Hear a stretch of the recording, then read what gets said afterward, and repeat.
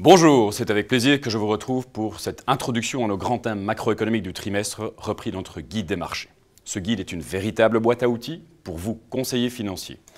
J'aborderai plus en détail ces points dans ma webconférence trimestrielle. Vous retrouverez également toutes les informations sur notre site internet.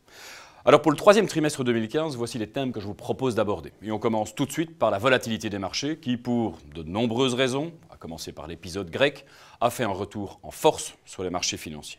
Alors on dit souvent que les traders aiment bien la volatilité, mais pas les investisseurs à long terme. Pourquoi? Eh bien tout simplement parce que les premiers ont un horizon d'investissement très court, ils investissent souvent dans une seule classe d'actifs en cherchant à profiter des variations haussières et baissières des marchés.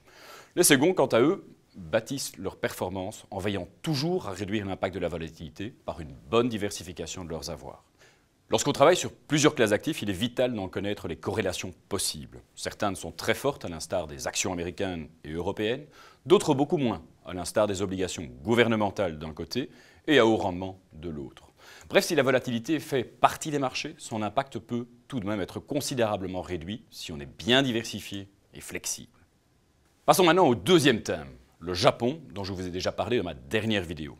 En matière de corrélation, le Japon est intéressant car sa corrélation avec les autres marchés est assez faible. Aujourd'hui, après des années de stagnation, le Nikkei a renoué avec ses plus hauts de 15 ans et figure parmi les plus belles performances de ce début d'année.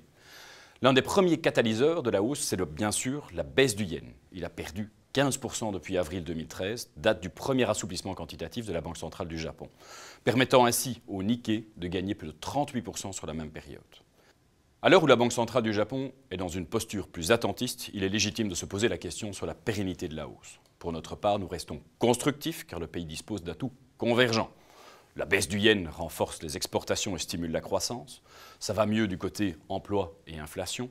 On sait aussi que de puissants institutionnels comme le JPIF, le plus grand fonds de pension mondial, ont été mandatés pour doubler leur exposition en actions domestiques. À cela, on peut ajouter le nouveau code de gouvernance d'entreprise, introduit début juin, qui oblige désormais les firmes nippones à mieux traiter leurs actionnaires en augmentant leur rendement sur fonds propres et les dividendes. Enfin, les entreprises japonaises ont d'importantes réserves de liquidités qu'elles pourraient utiliser, et qu'elles utilisent d'ailleurs déjà, pour rétribuer leurs actionnaires, racheter leurs actions propres ou financer des opérations de fusion et acquisition. Bref, le marché japonais a encore beaucoup d'atouts et nous continuons à lui faire confiance pour les prochains mois.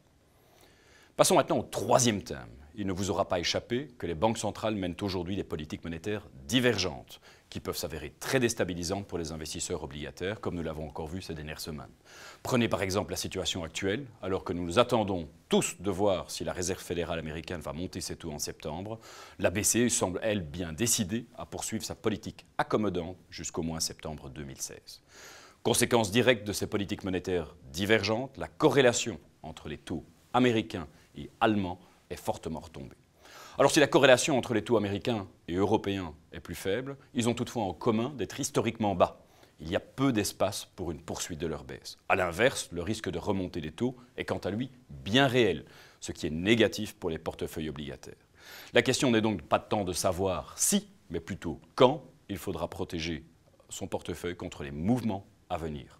Pour nous, il faut adopter dès à présent une approche flexible des marchés obligataires, en privilégiant notamment les dettes d'entreprise, car les rendements qu'elles affichent actuellement constituent encore une bonne protection contre les mouvements haussiers à venir.